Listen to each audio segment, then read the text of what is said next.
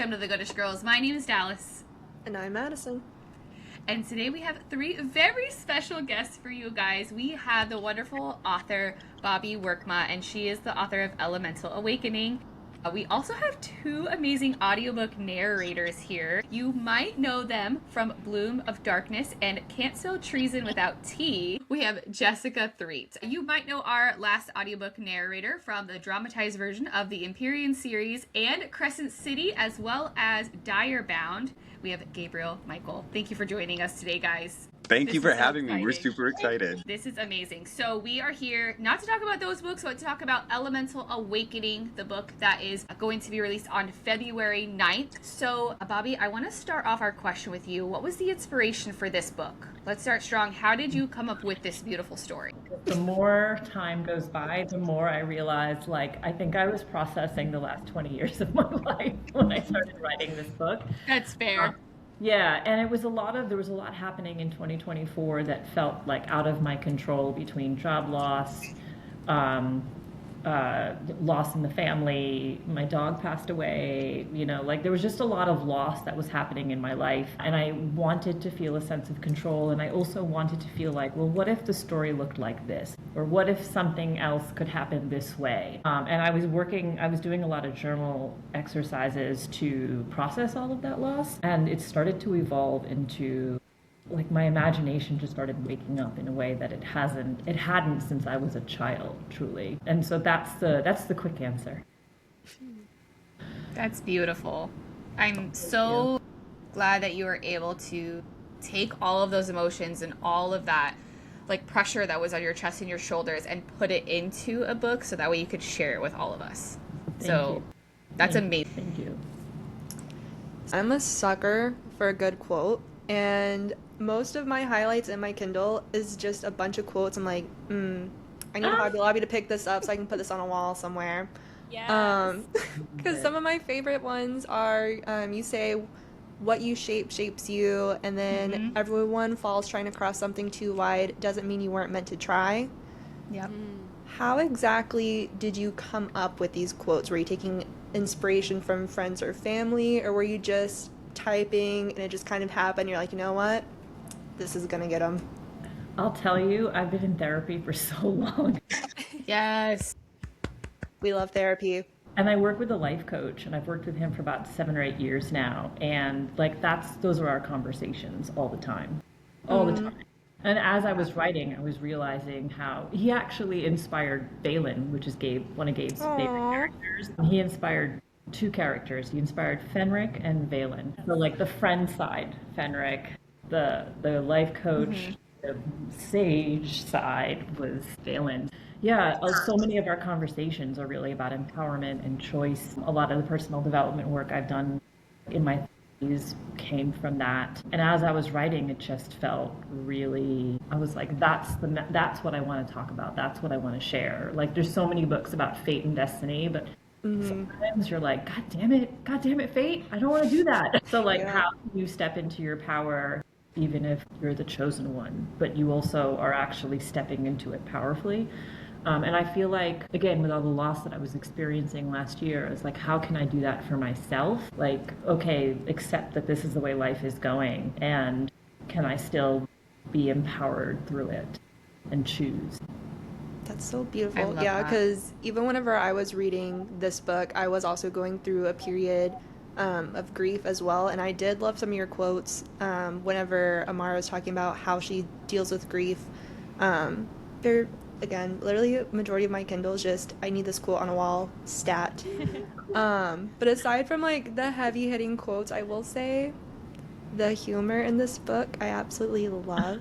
And one of my favorite lines that I cannot wait to hear in the audiobook is whenever Amara is meeting all of Thane's friends, and they say, give them time, Garrick, before you start garricking all over everything. And he's just like, I'm in action now. I love that so freaking much. I ate that up. Oh, thank you. That's just like me talking to my friends. I love that. Yay.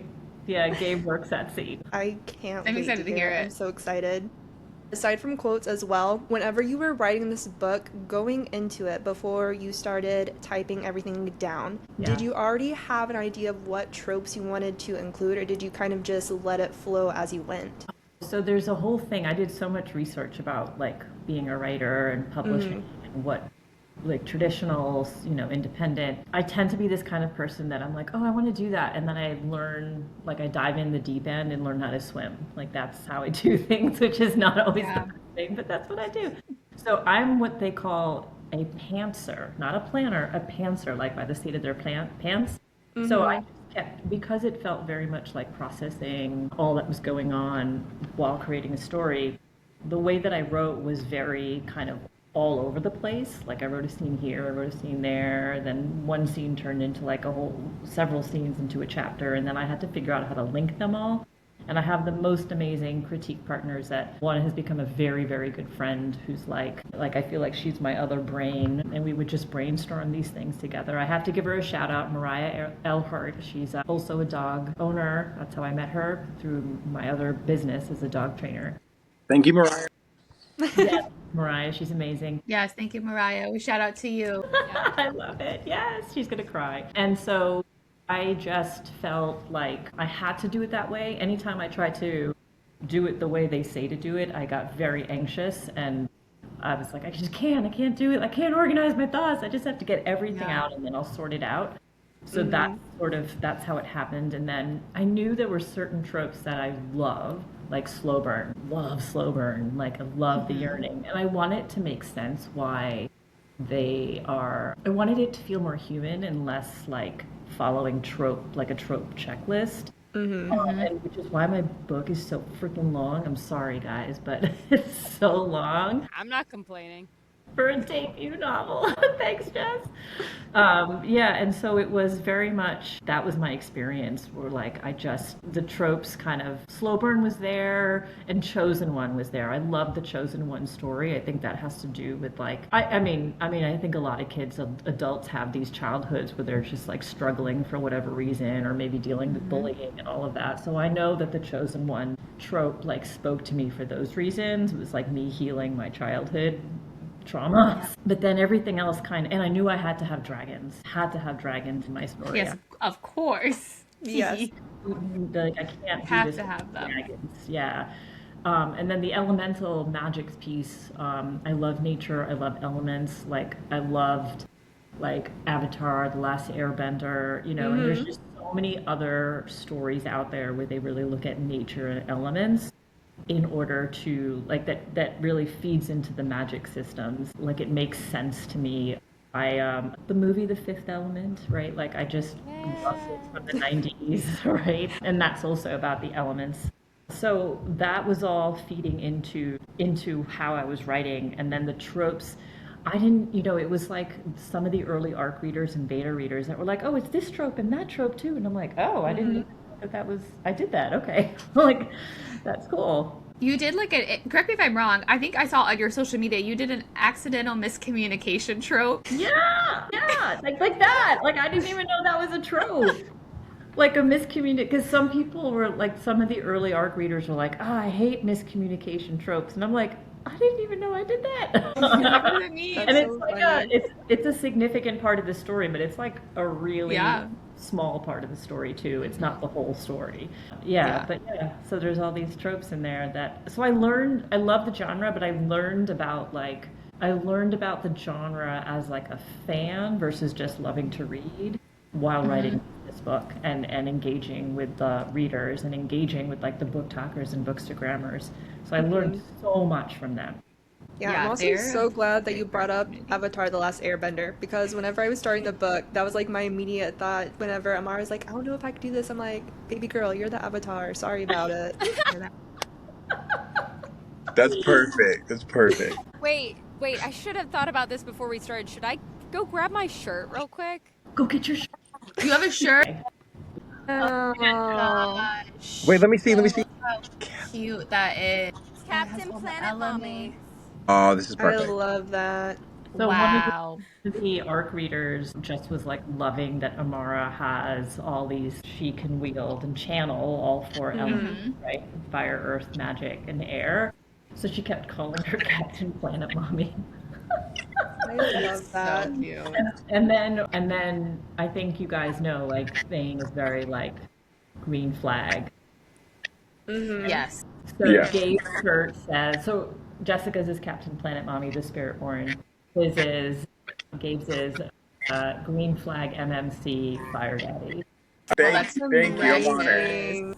So you don't know how honored I am to be the Avatar: The Last Airbender. You are. Yes. It is iconic. That's a big deal. I'm here for it.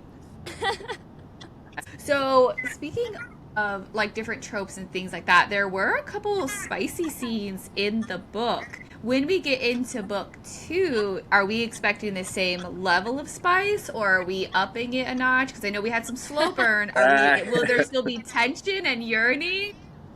Yeah, it's gonna be a lot of fun. And I think I'm not giving anything away when I say, like, I was about to give you the name of the book, but I'm not going to do that. But I will say, like, you know, this is the beginning of, they know it, they might not remember, but this is the beginning of Amara stepping into her power, right? Like, so Yeah. she's going to own it. So there's that evolution that you experience. And now you see, like, Thane's, like, loosened up a little bit. He's not so guarded. So you see, like, a much sort of warmer, more smiley, like, communicative Thane. You know, I have a question for Bobbie, and honestly, for Bobbie and for y'all too as well, y'all lovely ladies. Like, when that's like, whether it's a trope or just like a progression with an MMC, when he's kind of the growly, mysterious one, but you write an arc where he's like lighter and happier, I'm literally asking from an acting standpoint, what do you want to hear? And over here at MMC World, we're like, what do you mean you want us to, like, smile? We don't know how to do it when we play characters who are like, Zayden has that arc in Onyx Storm where he's like, he's unaffected by like his, like, you know, his situation, and he's like happy. And I was like, I don't know how to do this. Because I was like, if I smile, is it too corny? Like, what are y'all looking for when you want him to still be growly, but he's like, the trope is like, he's like nicer?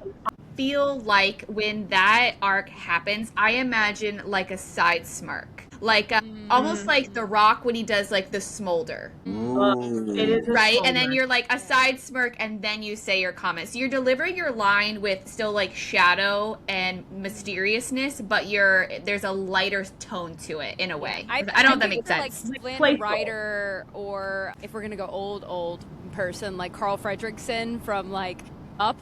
Like the fact that he's like this curmudgeon person, but as like slowly affecting him, he's like that smile, and he's like, I'm not happy to be happy, but I'm happy. So yeah, exactly.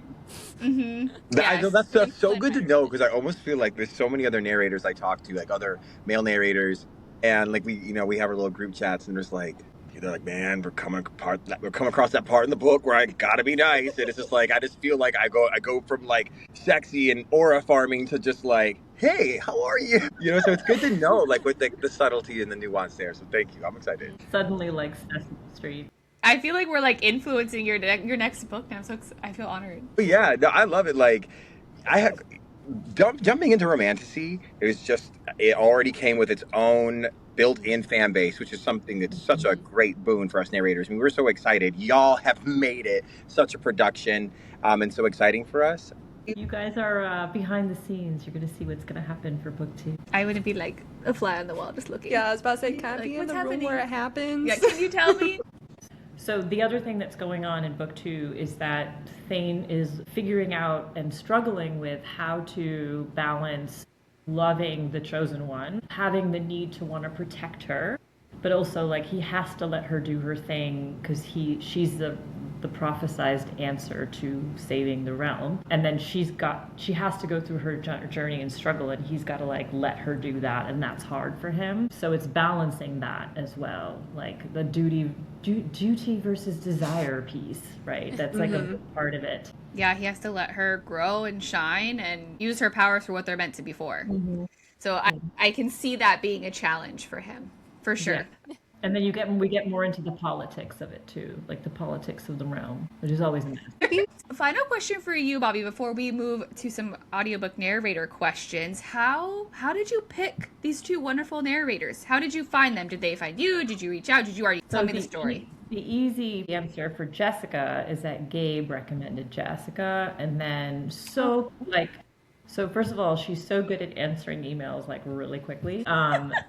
You know, so she emailed me back like a couple hours later, and she's like, "Yeah, you want to get on Zoom now and like we could talk?" And I was like, "Yeah, sure." Thinking she's in California. It was 11 o'clock at night. We're both on the East Coast, and she's like, "Yeah, I don't care." Yep. And then when we got on, I realized, and she's like, "No, I'm in New York City." I'm like, "Wait, are you sure you want to be on right now?" She's like, "Yeah, I just finished like recording. It's fine." And then she did a cold read of one of the scenes of Amara early on in like chapter 3, I think it was, when she first arrives at the outpost, and she's like, you know, there's like all of these. She's kind of all over the place, like you know, the emotions and processing everything. And it was a cold read, and I like died. I was like, she's my Amara. Like, it was a bit like funny, a bit serious, a bit like grieving, loss, confusion, like all the things. Like a little not spicy like sexy spicy, like a little sassy, like, like, oh my God, that's my Amara. Yeah, I like literally, I was like messaging Gabe right after. I was like, oh my God, I love her. Yeah. And then with Gabe, I mean, it's Gabe. Oh, tell me more. Period. Full stop. Full stop. That's it. That's it. I mean, when I for sure, I was like, I want him to read for Thane. I can hear him read for Thane. And I was like, there's no way he's going to even answer my email. I was like, forget it. And he did, like, within the same day. And you were, like, on vacation. And I thought, oh, my God, I am so lucky. He was like, yeah, send me a scene. Let's see. I mean, he was hired, like, months before I reached out to him. Oh, I love it. Wow. It was meant to be. Like, you put it out in the universe, and the universe answered back. Yeah, I feel very blessed. Truly. Wow. That is incredible. We haven't heard it yet. We've heard snippets. So far I think it's pretty good. I'm really excited to listen to it. So, Jessica, my question for you is, what was your first impression of Amara? And obviously we know now that you did like a cold read or dry read of it. So when you got into the book and you really got to dive in, what did you think of her? You know, I just really loved her as a character. She has so much, like, so many different facets to her. The fact that she's grieving when you get started, and she's, like, literally, you know, I look at all these other, like, various chosen ones throughout, like, iconic moments in literature, and I really love the fact that she literally, within minutes of being told that, you know, like, people that she loved has passed away, she had to watch them, like, die in front of her face. Like, family members and friends and villagers that she had known all of her life, is told, you're the chosen one now.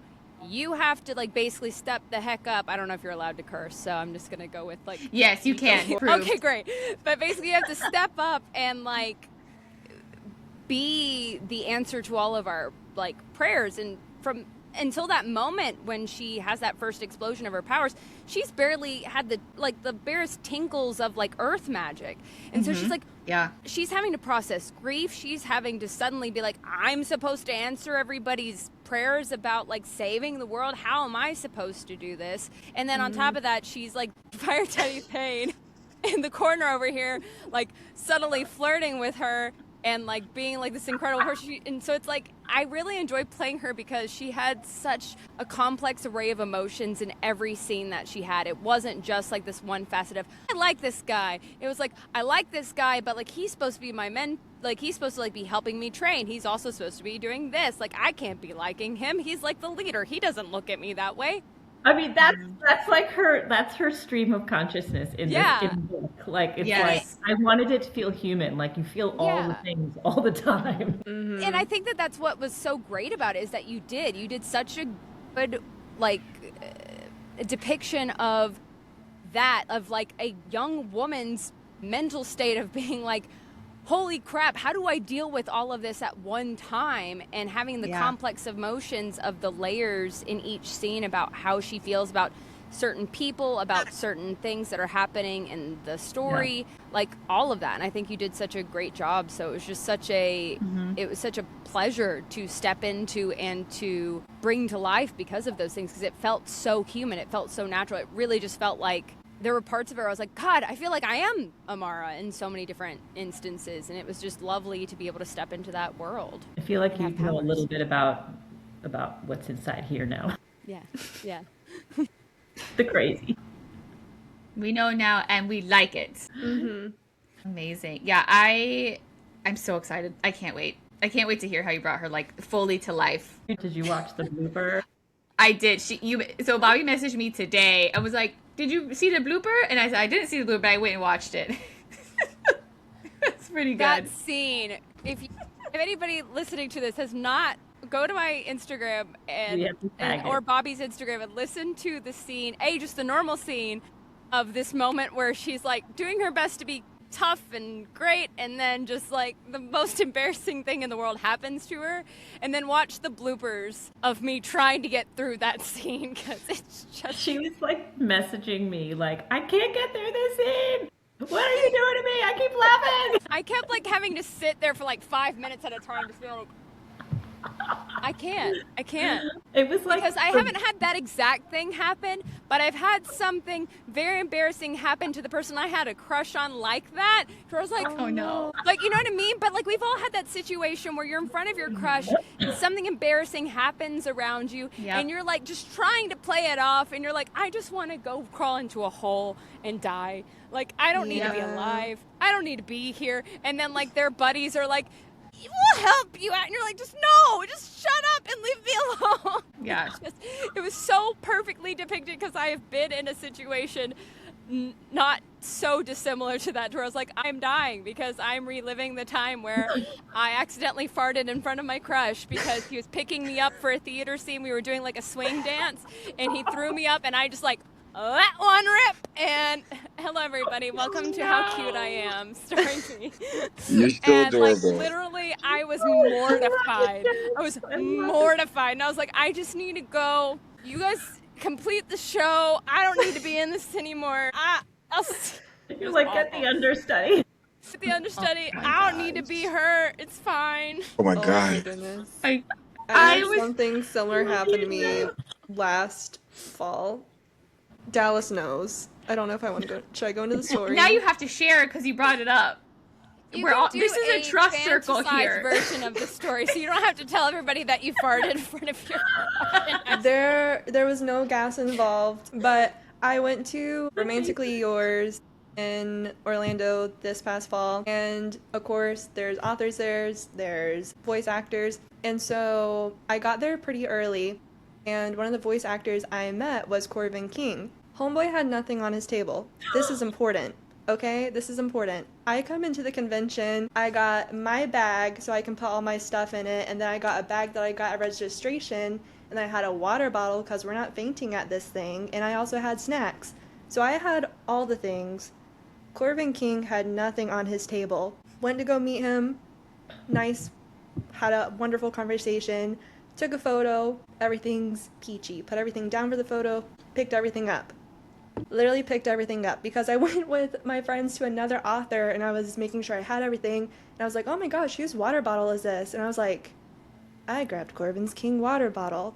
And so I had to walk back to his table as he was talking to another person, and I was like, hi, I took your water bottle and I'm so sorry. And so I just like placed it on the table, and he's just like kind of laughing about it. And then Tor Tom was also there, and he like randomly gave me a fist bump for it. I'm like, okay, I'm gonna go die now if everyone needs me. It was great, but now I'm gonna go. You're like, I swear there was nothing on the table. I know. Yeah. I was like, why would you just leave a water bottle there after I put everything down? One day we're gonna have him on the show, and Madison's gonna tell him this story. Yeah. What will be better is if you have him on the show and he goes, hey Madison, do you remember that time that you left a water bottle on my table? Actually, wasn't. That would be so funny. Actually, she's like, you have the wrong girl. I've never been there. Oh, well, there you go. The photo evidence I have on my Instagram is fake. It's fake. No. Fake. I had AI. AI exactly. did it. You get it. It was AI, yes. The Instagram message that we sent you asking you to come on the show because of the water bottle, it's not real either. We do have that. Dallas. Gabe, what were your first impressions on Thane when you finally got to dive into the book? Tell us everything. He was super duty bound. You know, it's sometimes when you get into a book with an MMC like Thane, not all. You have to really be patient as the actor to really make their baggage justifiable from a performance perspective. And Bobbie wrote him in such a way to where I could pick up on his nuances from the very beginning. For all his brooding nature, I could still sense the humility. I think there's humility inside his duty. There's his grief, his familial grief. And you get that up front, like in his like inner world and stuff. Like, so I have recently done Bobbie's bonus chapters with Thane, and it chronicles age kind of 16 up to where we are now. And it really informed so much of the life before, of the boy before the soldier. That is actually that entire transformation from boy to soldier. From boy who thinks that he's ready for this, he's preparing for this in general, just like his older brother. And then you see the cost of war and the cost of these things and what it does. And he has all of that before he meets Amara in the flesh. And from his very first word, I sense that he values camaraderie. He ribs on his pals, but he really values that bond. I just really liked him. I sensed that there was patience. I wanted this to be one of my most patient performances, and particularly with a trope like this. I want the listener to really self-insert with Amara, of course, and I want them to feel like they slowly are warming up to Thane and at the same pace that Amara is. And so I really try to not give as much away, not overly jeering if he's not. So I find him to be very efficient. You know, like that's what I like about him. I find that he really, if he's hiding something, it's for a reason. If he's hard on her, it's for a reason. And I really just like it when you have an author who writes with a scalpel and makes all those moments earned in the text. As the actor, all that work is done for us. So that's what I'm thinking about when I'm doing Thane. Those tender moments as well, really packing them with as much sincerity. You know, just sometimes, like, you know, when you're in love, like, you repeat the same things, but you don't say it the same way. And as the actor, it's your job to do that as well, to be in the moment. And there was so much like meditative, like throughout the training sequences. It was great even as the actor, for me to get that repetition to kind of place me into his headspace, because I feel like he's the type of character who he's like hearing the same mantras over and over again throughout his day. And I feel like it almost played that out like within the story. So that's me and Thane. Yeah, that was beautiful. I love that. I want the book before it's out. I need this audiobook now. I need it right now. I can't wait. I haven't even read it. I haven't heard it stitched together yet. I've only heard one side or the other. Well, the producer's doing it now. Oh yeah. Yeah, they're still putting it mastered together. Yeah. Yeah. And he said he's very excited about how it sounds when they play off each other. Yeah. It's Johnny Tompkins. He's my personal editor, but he's moved into producing a lot. I actually shared something with Jessica the other day. He always gives me his thoughts on the good and the bad of it all, and he was just like, Jessica is incredible. And he's worked with like probably on 15, 16, 20 different female narrators he's heard. And he just gushed about her the absolute most. She's a consummate actress, and so I just know these scenes already sound good. She's so conversational, and so I feel like I know Johnny, he's gonna really make sure it seems like we're in the same space. Yeah. And what's good is like Gabriel and I got into the voiceover industry together. Like we started together. So we've known each other this whole time as friends and colleagues and stuff. So I feel like what's helpful when we work together on a book is that we kind of know each other as human beings as well as like colleagues. So we can kind of vibe out how the other one would say a line or how we would deliver the scene and everything. So I think it makes it more theatrical and more like realistic. So whenever you guys were recording, did you like at any point hear each other's dialogues? Are you depending on the editor to let you guys know, like, yeah, you guys, your energy's matching, or like, maybe tweak this here and there a little bit? Me and Jessica, I would say, me and Jessica, again, we've worked together so many times. We usually are always sending audio files. I think she may have sent, like, for me personally, because she may have submitted some more for Bobbie to get kind of clearance on samples and stuff. But just a couple voices this time around. Honestly, the reason for that is because Bobbie actually did a lot of work for us. It's really great. Like, usually you correspond with your other narrator to get voices, but also to get pronunciations and everything. But Bobbie already had all this laid out. And because it is duet, It's like all I did Bible.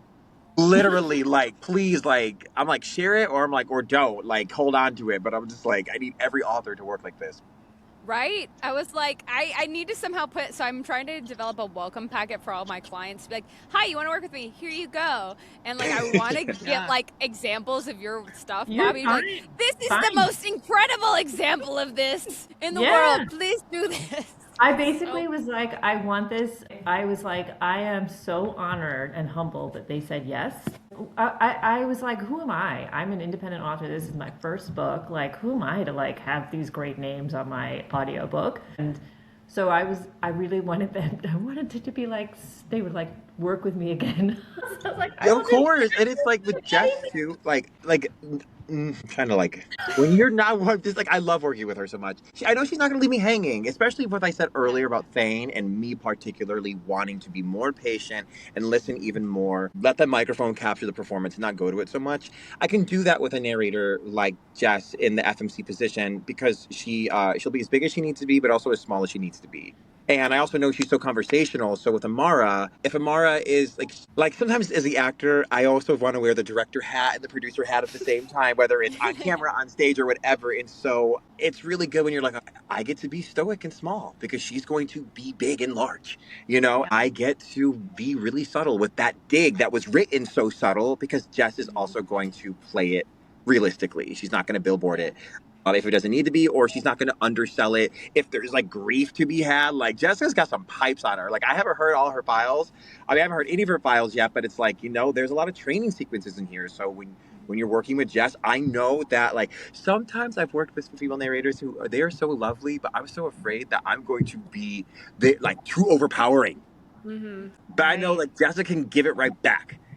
And so it's exciting. That's one of the things I really admire about you, Gabriel, and when we get to work together is that you and I we both have similar backgrounds in our theater training and things like that, and because we know each other as like people as well, we know we can read through a script and figure out when's the part when I need to take a step back and have Gabriel get the spotlight and get the moment that's a little bigger, and vice versa, and we can kind of give that yin and yang in the middle of a scene so that it really creates a really good dynamic and like synergy throughout the whole entire like these moments that are so pivotal in the story, and I love that. And then, of course, Johnny, the producer. Oh, he's brilliant. I'm so excited that we're working with him.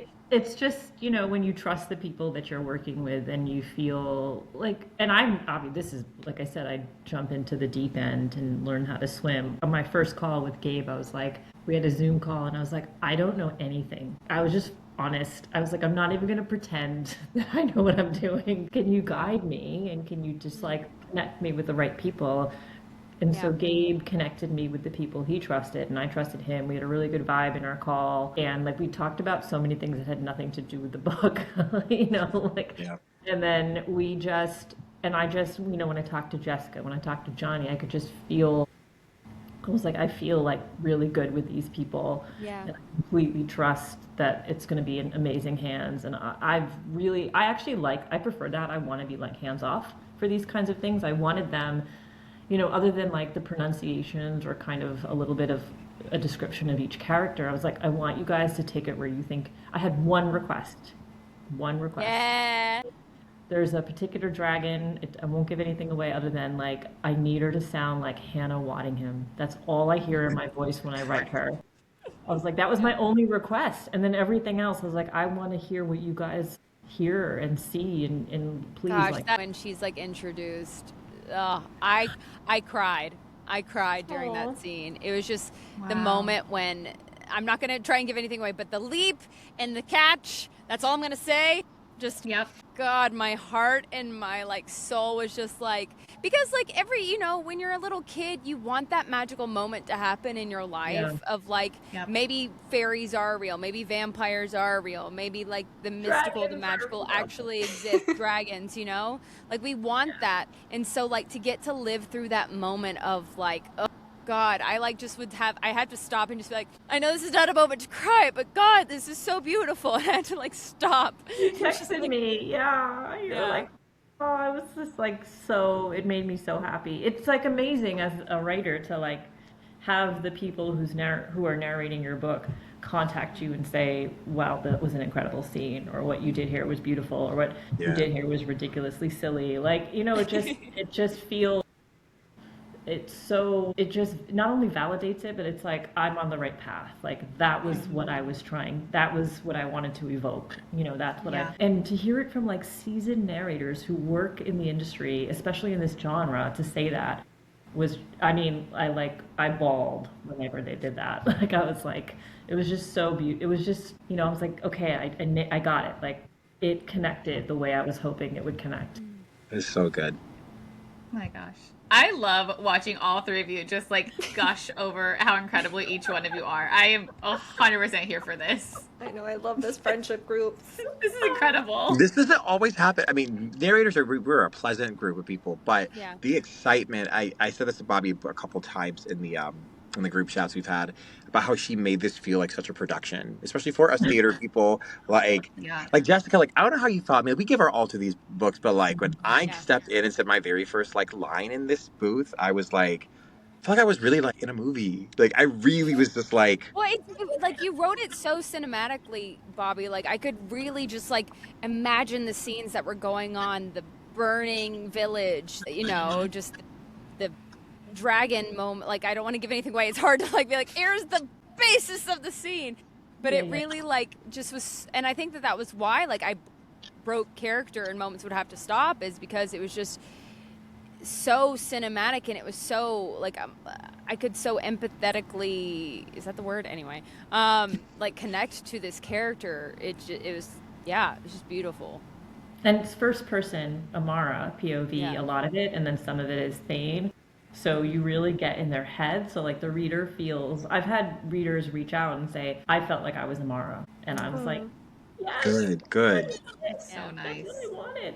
I wanted them to feel everything that she was feeling. And then I've had some people hate it. And I think maybe it was triggering, or they just didn't like the pacing of it. I do think some of it might be triggering. I've had trigger warnings, like the grief and loss is really heavy. I've had people reach out and say, oh my God,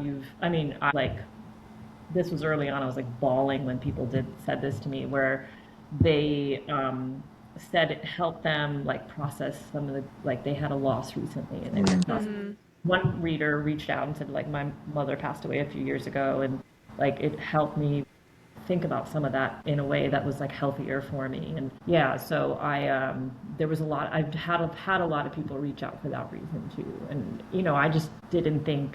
Go ahead, I was processing things. I didn't realize like how much of an impact or how much people would connect with it, and it was, and of course when narrators do, Jessica and Gabe did, I was like, there's something here. Bless you for including Thane's perspective, because the amount of times I've read a book and I'm like, I need to know what's in my sweet angel baby boy's head, and I don't get it. Okay, this is Mariah, my critique partner. So this is why it happened. I was struggling with some scenes, and I said, I'm going to write Thane's perspective to help understand his motivation in this scene. And then and I would share it with her, and she was like, you need to do this. Like, you need to add it in. And so that was all partner. And then it became like more and more and more. That's all her. And the second book is way more of his. Like, there's parts that like you don't, it's just all Thane's. Several chapters instead of just like a section or this. Yay! Hopefully with the same excited. Audiobook narrators. It is. Yeah, I'm not going anywhere unless something happens. So nothing's happening. We have to have it match. So we're gonna hang out for a few years now because there's 5 books. Yay! We have to be a part of a really well-written series. I know. I can tell you how many directors will tell me, you're locked in for about 5 books. Are you okay? I'm like, thank you. You're like, I'm good. Yeah. Zayden was like low key, just like, I mean, Scott knew it was gonna be exciting, but he was like, Gabriel. Is it before he said you got the role? My director for Fourth Way, he was like, well, you know, there's a thing, and it's gonna be around 5-10 years. Like, it's a long day. I was like, did I get the damn role or not? He said, yeah, you got the role. I said, okay. Just say it. But speaking of recording, so you guys are recording, you're sitting down, you have the text in front of you. Do you both have any pre-recording rituals or must-haves that you need with you before you get started? I have music queued up, for sure. That's something I've been working with a lot. I like to do a split screen situation. I have a big monitor. I have 2 monitors here. Wow. And because I'm just so extra and I want the option to sit, I want the option to stand. Sometimes for narration, I want to be able to sit, but I want to be able to stand for action scenes. And I have it mapped out every day about like kind of like how involved it's going to be. This is the first booth I'm in. I'm 6'3", and this is the first time I've been able to have a full wingspan standing up. And it was this book. So I got a brand new microphone, and every time I warm up a little bit, because I wanted him, I knew it was going to be very active. I'm like excited to like move around, because before I was in a tiny little box doing all these characters. And once I feel like athletic, then that's my pre-ritual. I have to feel athletic for these types of characters. For characters like Thane specifically, because I never want to send audio and listen to it back and be like, oh, you thought you were giving 100% and you really gave 75. And having a good space and being physically active beforehand ensures that you're not discovering your limits in the booth, in character, so you know where to go. He gave 150%. At least. I love saying the word spirit board. I probably said it with so much drama every time. Like, I was like, the spirit board. You have to show the shirt. Okay, stand up, Jess. That's your cue. Oh. The shirt. Sorry. Oh, the shirt. There it is. There it is. The spirit board. Yeah, we're going to have to mirror this image. Sorry. Because right now it says Rob. I can't read that backwards. It looks straight on this end. It looks straight on this end. Yeah. Okay, well, never mind. I love that you gave a lot of effort into trying to say it backwards. You really tried. And we wanted to. We might keep that in there. You're doing great, sweetie. Please do. See how ridiculous I am. She's the best. Between that and the fart story, I am just setting myself up for so much success. Your true authentic self. I won't make the fart one into a short. Don't worry. No, it's fine. No, honestly, please do. I don't care. It's hilarious. Do you still talk to the guy? Do you talk to the guy? No. So what's so funny is I had a crush on him, and then like 4 years into living in New York or something, I went home and I went to the mall, and he was working at the mall, and he was like, oh my God, I haven't seen you forever. Would you want to go on a date? And I was like, oh my God, my crush is like asking me on a date. Oh my God. So I was like, sure, yeah. It was the worst date I ever had in my life. Oh, no.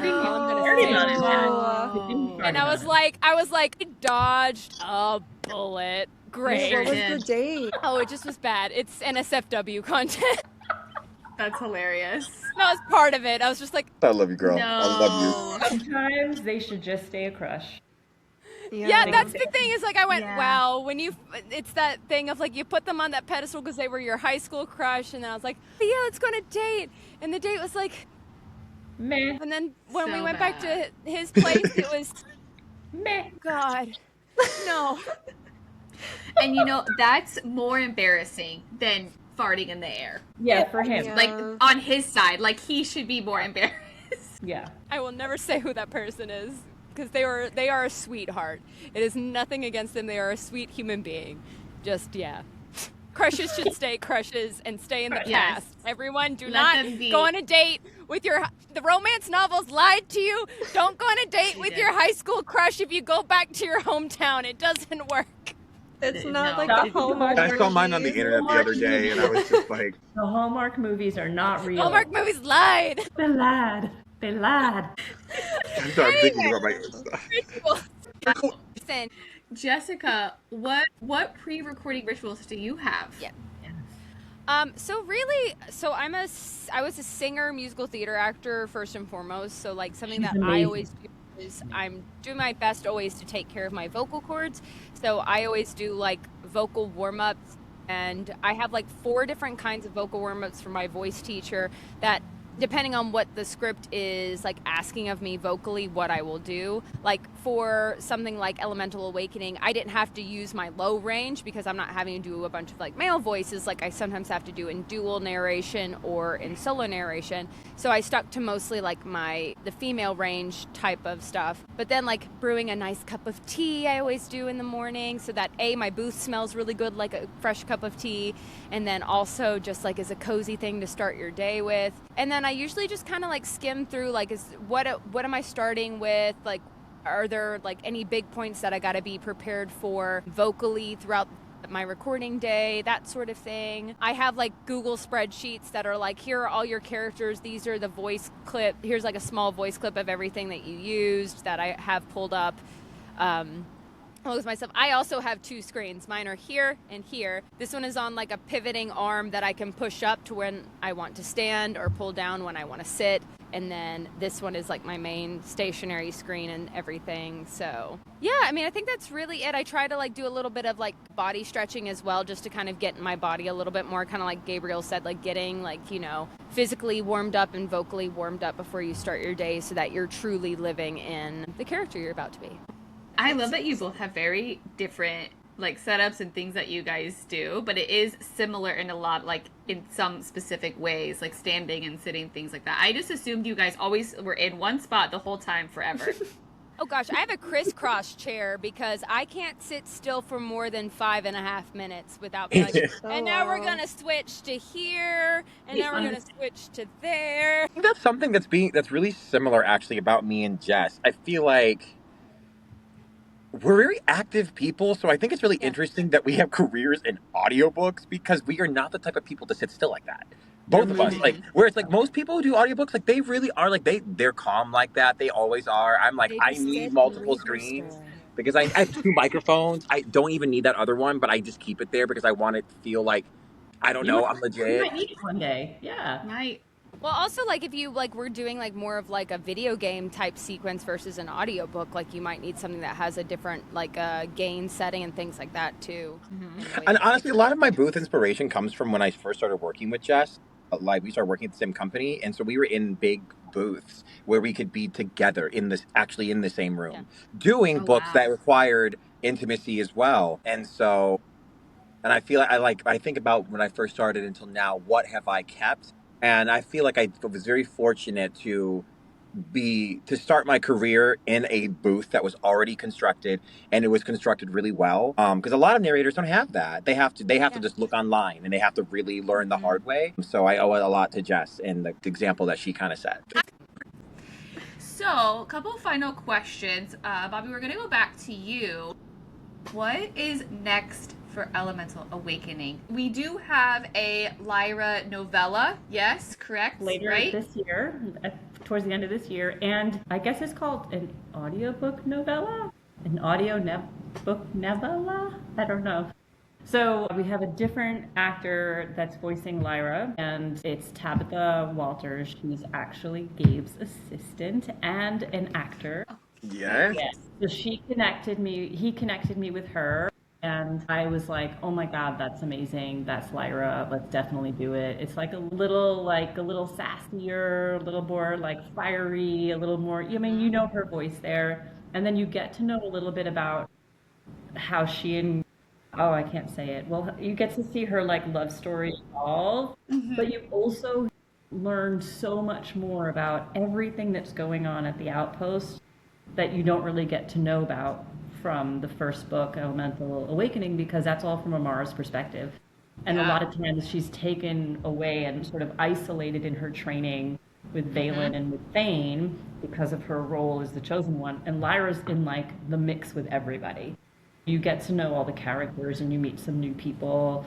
And you get to know what's going on in Lyra's head when she's like, dude, you're just being an idiot, Amara. Like, knock it off. You know, all of those things. So I'm excited about that. And then also the second book, I almost said the name again, is the plan is for it to be published in June. It's already written, and I'm working on editing right now. We won't push you for the name, don't worry. I know, right there. It just wants to be heard. Yeah. It wants to be heard. Yes, it'll come out soon. If it's out in June, then we should know, hopefully the next couple months, the name of that book. Yeah, it's going to be all like, it's going to be like you said, are we getting to the Capitol? Yeah, we get to the Capitol, a lot happens there, you meet new people, the politics gets involved, you learn more about kind of the history, what they uncover, more about the war and the background of the war, and more about the shadow forces. Yeah. Ooh, that's amazing. I can't wait. I'm so excited. I'm also excited for Lyra's novella. She is my spirit animal, and I love her so much. So she's based on my best friend. Aw. I had no idea that people would love her this much. And my best friend's British, so like she has like very dark humor. And, like dry and to the point. A lot of that is in Lyra. Yeah. So awesome. So I know you said that we can't know book 2's name yet. If you had to tease book 2 with like a trope or two that's not in the first book, are we allowed to know that much? Yes, but what would it be? Remember, I'm learning about all the tropes. I don't even know. What would it be that's different? Well, there's no slow burn anymore. That's gone. God, I don't know what I don't know. I'll have to like look it up and then I'll text you guys and say okay. It's mostly just, her stepping into her power. There's a lot. I feel like, can I give away like one spoiler for the second book? That's up to you. I mean, yeah. It's still indie at this point, so you are your own boss. There are no publishers anywhere telling you that you're going to be in trouble. So you share what you want to share. Dallas, you're a good journalist. You meet Thane's ex. I'll say that. That's a trope. That's a trope. All right, there you go. Oh, trouble. I feel bad because I really I don't either. Trope. I love an X trope. All right. I also just love when things get messy. Me too. Me too, Madison. I really do. I get stressed. It's going to be fine. It's going to be fine. No. They're now going to the Capitol. They got things to do. We know there's no slow burn, but is there anything that you can tell us about what is next for Thane and Amara? Like, is there more battles, on this journey? More battles, more training, dealing with the politics of the war. There might be some backstabbing. There might be, I told you there's an X.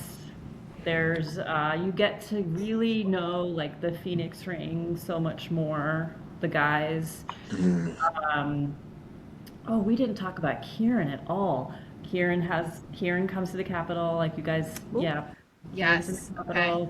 Some stuff happens. Yeah. Madison and I were like, I'm sensing a betrayal because somebody in the book seems a little too nice. Wait, who? I'm not gonna say who that is. I know, Bobbie. I know, but I want to know who thinks. You keep a straight face. We think that it's gonna be Valen. I think that he's too nice. I think that he's too close to everything. We could be totally wrong. Like, I even thought that he was going to betray them in the first book. I'm like, I don't know, my senses are going off. Like, even with the beginning of the book, with Amara's parents, I was like, you guys are too happy right now. Yeah, you're too happy. You know what's happened? I'll tell you what's happened. Romantasy has fucked us up. Yeah, you're right. We don't trust a damn thing. It's like the red wedding from Game of Thrones. After that, you're waiting on everybody to betray everybody or something bad to happen. Yes! Ever since that episode, I trust nothing. Yes, I'm so skeptical. Oh my god. It's so good, though. God, it's so good. So good. But don't tell us. I hope I'm wrong, because I feel like he's such an important person to both Amara and Thane that I hope that I am wrong. I mean, I feel like you hear him before you hear Thane. I don't think he's going to be betrayal, but I think he knows more than he says he does. And I think we're going to think it's something like a betrayal, but he actually is going, no, see, everything that you thought was true and good is actually bullshit and awful. And I'm going to tell you what's actually good. And come here. So I don't think it's going to be a betrayal in his end. I think he's going to reveal some secrets that have been hidden that, like, everyone's always believed this is the prophecy, this is what's good, this is what's bad. And he's like, no, come here, I got better. Yeah, Bobbie, I love this character. I think after Thane, he's probably my favorite. I really enjoy him, so I'm like, I don't know anything. I think if anybody's gonna be the betrayer, it's gonna be I think it's gonna be I forgot his name. Kieran? Yeah, Kieran. I think it's gonna be the guy that she rejected. because he's being That's too possible. good and too like, I'm okay that you chose Thane over me. Right. Almost kind of thought that this was almost going to be a why choose situation. I was like, hold on, I might not be mad if that could happen, but it didn't happen. We're always okay with why choose. I'm like, we love to have options. I love it. He just was a little too nonchalant about like, oh, you didn't choose me. That's okay. So, and you know, that's a fair point. I love that's a fair point. I know. Okay, so final question for both of our wonderful narrators: is there a line from the book that you guys? There, like, one of my favorite sections is like near the end of the book, and it's when they're about to like bathe with each other, or she's about to bathe, and then he asks her like if he can bathe with her. But before it, like, I really like the fact that she's like, this isn't just about attraction, it's about everything else: the truth, the fears, the broken pieces we let each other see, and still we're here, still wanting, still choosing. It's like, I like the fact that these two characters, like, throughout this story in the first book, it isn't just about you're hot, I'm hot, let's go, or, you know, like, we're prophesized, let's go. It's like, no, we've seen each other at our lowest points and our highest points, you know, and yet we're still, and we've seen every broken piece. I've seen you break down, I've seen you do this, but still we're choosing each other and we're coming together at the end of the day. And I really like that aspect.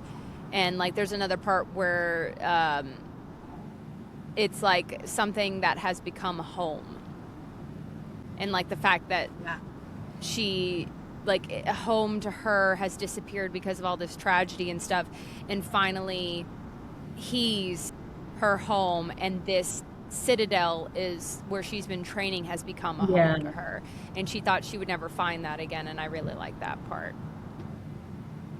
Oh, it's beautiful. Yeah, I love a found family is a good trope that you have, Bobbie. It is a good trope. Yes. Yeah. Found family. You can never go wrong with found family. Because That's I think always a everybody, classic. no matter if you had the most beautiful Leave It to Beaver family growing up, there's always something about like your chosen family versus your blood family. There's something about the people that you choose to be in your life and that stay in your life. They don't have to love you. They don't. They're not part of your blood family. They can leave you whenever they want, but still every day they're choosing you because of who you are and what you mean to them. And I think that that's why found family and these romantasy and cozy fantasy and other books mean so much to people. It's like, it's like, these are people that choose me day after day. When they see me at my most insane, they're still like, you know what though? I need her in my life, or I need him in my life. I need them in my life. It's, and I think that's so important, and so it connects very deeply in your soul. Agreed. Yeah, I couldn't have said it better. She blew me out the water. Okay, I'm gonna start grabbing quotes now. Listen. You said you're saying a thing earlier in the evening. I'm saying mine now, okay? Yes. And if you want to do it in the voice, you can. Oh, you think I'm actually really? Oh my God. If you want, I'm just saying, you don't have to. You know what also is really great? So I'm just like skimming through now. Is this moment where that you and I get back and forth together, where it's like she's like, he says, do you have it? Staring. Yeah, the page 697. Like, it's just one of those more funny but sexy, cute moments. Almost there. Me too. You said 697? 697. They're so funny. This is what it's like. I'm telling you. Okay, where does it start? I mean, do you want to do it back and forth? You know what? So I can hear myself. Let me put these on. Yay! Popcorn. Yes, this is the best. I should get up. The capital awaits. The questions, the archives, the past. But I don't. And neither does he. His fingers trail down my spine, savoring the feel of me, the shape of us. I tilt my head back to look at him. The morning light cuts across his face, highlighting the angles of his jaw, the parts of him that were untouchable. Except now, they aren't. Not to me. His mask is gone, and he's... You're staring. Thane says. low and amused. I smirk. You're kind of holding me in place. I don't have much of a choice. His lips twitch again. Maybe I don't want to let you go. A challenge. A confession. A truth that makes my pulse jump. I arch a brow. You are into me. I wore you down. His exhale is almost a laugh. He shakes his head. Mara. I think we should celebrate, I say, grinning. It's not every day the mighty warlord admits defeat. I expect him to roll his eyes, to let out one of those long, suffering sighs that usually follows my teasing. Instead, his hand finds the back of my neck. His eyes pin mine with an intensity that leaves me breathless. I'm defeated. He breathes and pulls me to him. When our lips meet, the world falls away. I can't deal. Wow. Yay! If I could sing right now, I would. Too much. Wow. It's too much. That was fabulous. Oh my gosh. That was awesome. Woo! But you see what I Thank mean? you I'm guys literally for just that. trying to get through a scene, and it's not because I'm fumbling. It's literally like I'm blushing, I'm laughing, Yeah. I'm crying, and I'm like, I can't. Give me a second. Jessica, you am- read that. This is so good. I mean, I've seen her act so many times, but it's like, you're really like, they need to have you on everything. You're just so talented. That was an You excellent both reading. were just meant for these roles. And I think after this, Jessica, we're gonna see you on the romantasy side more often. I We hope to see you on the romantic side more often. Gosh, Yeah. that's all I want. I love romantasy so No, much. so I've become that's part of- obsessed.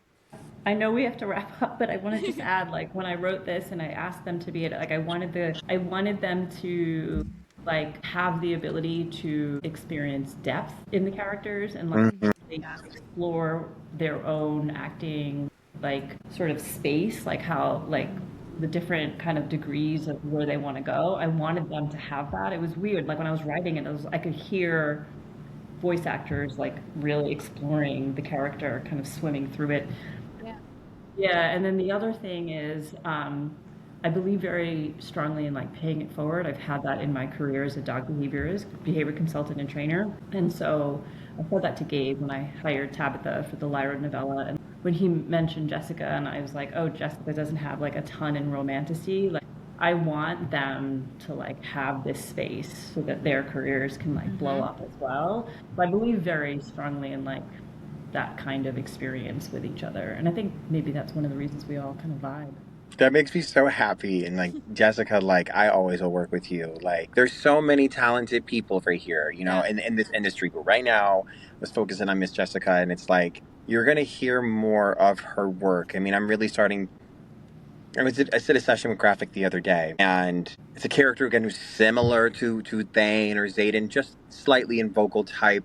But I really was just like, we had a session, and he was like, you know, Gabriel, thank you for bringing your all, even if you think you already know the character arc. It's like, the authors are responding to your audition, and Jessica is right there. Like, you just don't get narrators all the time that take this captive. And gosh, I'm like excited. That's what you were doing at the book, girl. I'm like, it makes me want to, like, I want to give an even better performance because I was blown away by what you just did, Jess. Thank you. Yeah, you did wonderful. That was incredible. And I hate to tell all of our listeners this, but you guys have to wait until April to get your hands on this audiobooks. But Maybe the sooner. book is maybe sooner, hopefully sooner. Johnny. Yes. We have to give him Johnny, time. we're watching you. We're waiting patiently, He is, judging like, just a little. It's like surgery. It's like neurosurgery. He's like, doing such a good job, and I think the meticulousness of it will make it just sound so much Yes. even better. But I always love working with Gabriel. He makes me very happy. I'm so happy that we're working more together. Like, working with him on Pestilence was a lot of fun. Working with him in the Blooms of Darkness series was a lot of fun. And you also were Lorcan in my Darkness of Light, right? I was. Yeah, I am. Yeah. You're my big bad that gets the slow redemption arc at the end. That, like, is kind of flirty with her, and she's like, stop. No, I like your brother. That is amazing. Yeah. Wonderful. Well, thank you guys so much for hanging out with us. So you guys will have to wait possibly until April for that audiobook, maybe sooner. Keep a lookout on our socials. But Elemental Awakening is out now. It is available to read on Amazon and Ingram Spark. Thank you guys so much for joining us today. And also make sure to check out our Instagram and Bobbie's Instagram because we are doing a giveaway for Elemental Awakening. So that is starting today in our socials. Keep a lookout for all of the information there. And thank you guys for joining us on The Goodish Girls. Thanks for having us. Yes, thank you so Bye, much. everyone. Thank you.